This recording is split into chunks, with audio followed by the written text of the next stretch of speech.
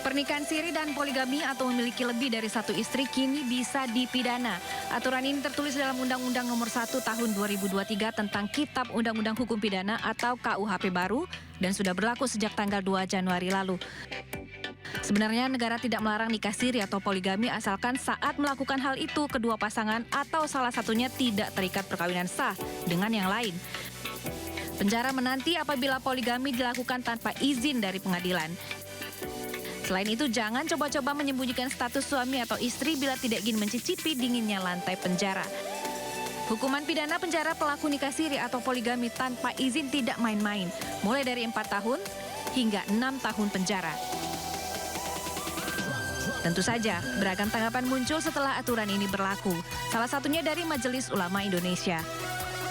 MUI meminta pemerintah agar tidak mempidanakan pernikahan yang jelas-jelas sah di mata agama. Mempidanakan nikah siri dengan dasar pasal 402 KUHP adalah tafsir yang keliru dan tidak sejalan dengan hukum. Menikah adalah ibadah, namun menurut KUHP baru bila dilakukan secara diam-diam atau bila pernikahan itu dibalut penipuan yang datang bukan lagi pahala dan berkah, tetapi bisa pasal-pasal pidana yang berujung penjara. Tim Liputan iNews melaporkan. Dokter sekaligus pemilik klinik kecantikan dan selebgram Richard Lee telah ditetapkan sebagai tersangka pada tanggal 15 Desember 2025 lalu. Akibatnya, ia terancam hukuman 5 tahun penjara. Dr. Richard tersandung kasus produk kosmetik yang dilaporkan oleh Dr. Samira Farasnas alias Dokter Detektif. Penetapan tersangka itu terkait laporan dugaan pelanggaran perlindungan konsumen atas produk dan tindak kecantikan yang dilaporkan oleh Doktif.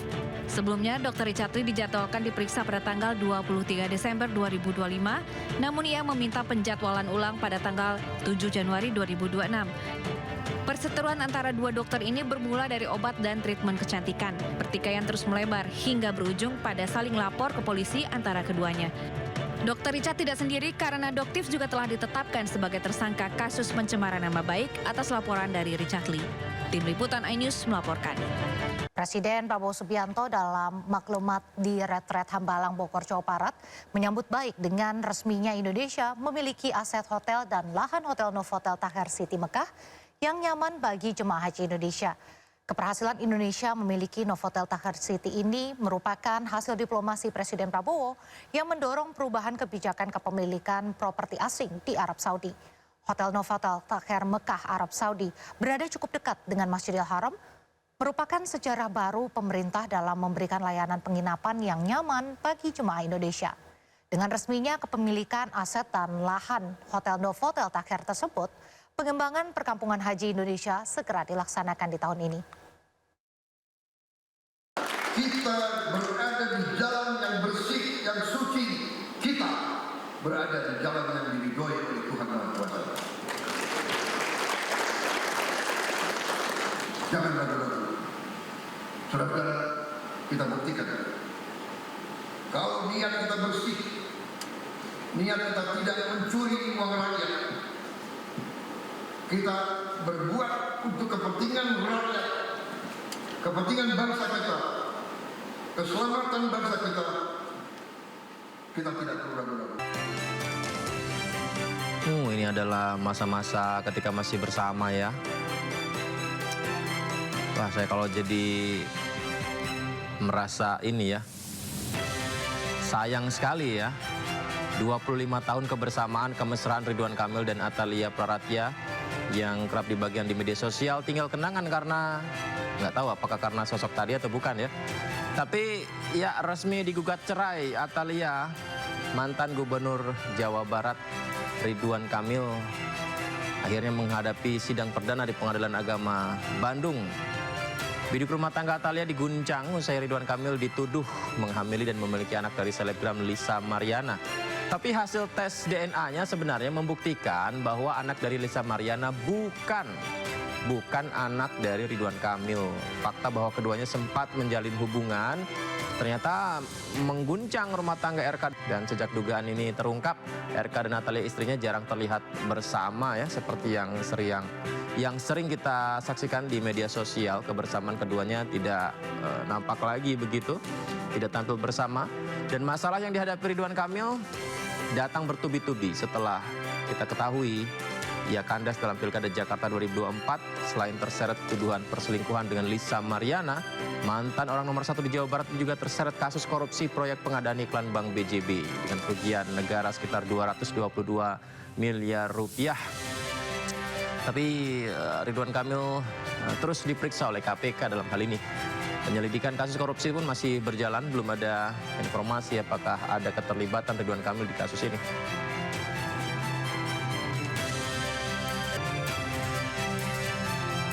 Liga 4 berujung pemecatan, pemirsa. Ini dia nih. Aksi kekerasan terjadi di pertandingan sepak bola Liga 4 zona Jawa Timur. Putrajaya Pasuruan lawan Perseta Tulung Agung. Dan rame, wasit memberikan kartu. Firman Nugraha dengan tendangan kungfu ini terkapar hingga dia harus ditandu untuk bisa mendapatkan perawatan. Kita lihat adalah detik-detik salah satu pemain klub Putrajaya Pasuruan, Muhammad Hilmi Gimnastiar, menerjang pemain lawan Firman Nugraha dari Perseta Tulung Agung di Stadion Gelora Bangkalan dalam lanjutan babak 32 besar Liga 4 zona Jawa Timur. Tendangan kungfu harusnya nggak ada di sepak bola ya. Ini telak mengenai dada korban hingga terkapar dan harus dibawa ke rumah sakit. Sementara wasit langsung memberikan kartu merah dan mengusir pelaku tendangan kungfu dari pertandingan. Ya beruntung korban kini kondisinya sudah membaik, tapi seharusnya tidak ada kekerasan yang berlebihan dalam pertandingan sepak bola karena tidak menjunjung sportivitas. Ada beberapa yang menyampaikan bahwa menuntut pelaku resmi dipecat menuntut agar pelaku dipecat dari klubnya. Nah ini dia ini. Oh, ada suratnya ini. Menyampaikan bahwa tuduhan ataupun juga sepertinya dipecat dari klubnya. Jadi berujung panjang, pemirsa. Diduga pelaku pemain Putrajaya melakukan aksinya karena emosi lantaran klubnya kalah dari Perseta Tulung Agung. Akibat perbuatannya, pelaku juga terancam sanksi pidana. Wah, jadi panjang sekali ya.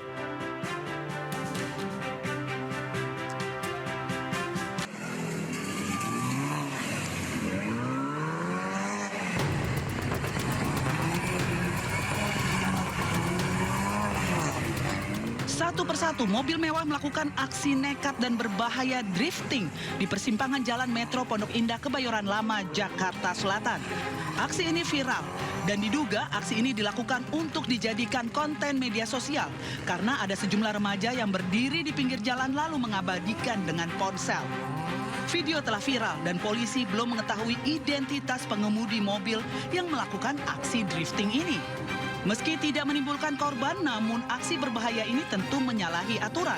Untuk mencegah terjadinya aksi serupa, polisi melakukan tindakan preemptif dengan melakukan pemantauan, menyiagakan personil dan memasang rambu larangan di lokasi. Kami nanti tidak akan bisa menindaklanjuti sendiri, kita koordinasi dengan stakeholder yang lain, bisa dari Dinas Perhubungan, dari Bakop Polres Selatan, kemudian dari Polsek, kemudian dari yang lain, bisa kasih di situ apakah dipasang rambu, tidak boleh drifting di situ. Atas peristiwa ini, polisi juga mengimbau agar masyarakat tidak melakukan kegiatan berbahaya seperti balap liar dan drifting di jalan umum karena dapat membahayakan nyawa pengguna jalanan lain. Jika ingin menyalurkan hobi membalap dan drifting, sebaiknya menggunakan fasilitas yang resmi seperti fasilitas drifting di Pusdiklantas Polri di Serpong, Tangerang Selatan yang memiliki program Indonesia Driving Safety Center.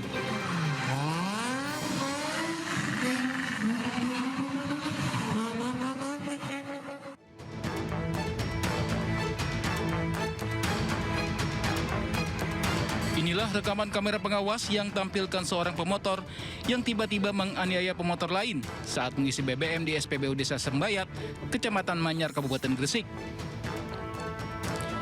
Kejadian bermula saat pelaku dan korban sedang mengantri isi BBM. Namun pelaku yang berboncengan dengan anak dan istrinya tiba-tiba menghampiri dan menganiaya korban hingga korban terjatuh dari motornya. Usai melakukan pemukulan, pelaku langsung meninggalkan lokasi begitu saja. Sementara akibat pemukulan, korban alami luka di mata. Merespons video viral tersebut, unit Reskrim Polsek Manyar bergerak cepat dan langsung menangkap pelaku di rumahnya. Dari hasil pemeriksaan, pelaku mengaku tersinggung karena hanya merasa ditatap oleh korban. Korban ini dianiaya oleh orang yang tidak dikenal. Berawal dari permasalahan saling melihat, kemudian pelaku merasa bahwa korban ini melototi sehingga kemudian terjadi penganiayaan itu. Kemudian dari itu kami melakukan proses penyelidikan untuk menindaklanjuti. Kemudian pada tanggal 5 kita berhasil mengamankan orang yang diduga sebagai pelaku. Polisi juga mengungkap bahwa pelaku merupakan seorang residivis yang pernah terjerat kasus penggelapan dan pemerasan pada tahun 2012 dan 2020 silam. Akibat perbuatannya, pelaku dijerat pasal penganiayaan dengan ancaman hukuman penjara 2 tahun. Dari Gresik, Jawa Timur, Agus Ismanto, iNews melaporkan.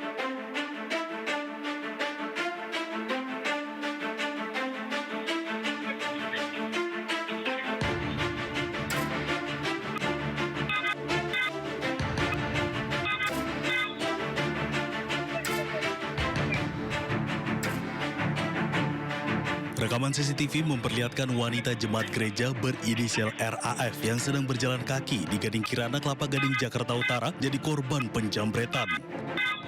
Tas miliknya ditarik oleh 2 pria yang berboncengan motor hingga korban terseret dan terpental.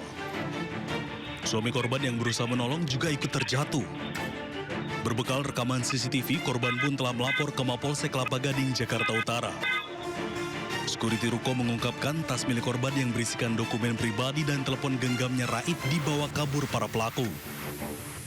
Waktu dia jalan, itu kebetulan korban juga pelaku di belakang, ya mungkin ada kesempatan, langsung jambret, tarik-tarikan, sampai ke planting, ya motor di sini dia langsung gas. Terbaru, pihak dari Polsek Kelapa Gading telah berhasil menangkap 1 dari 2 pelaku jambret. Keterangan awal pelaku, hasil kejahatan digunakan untuk membeli sabu.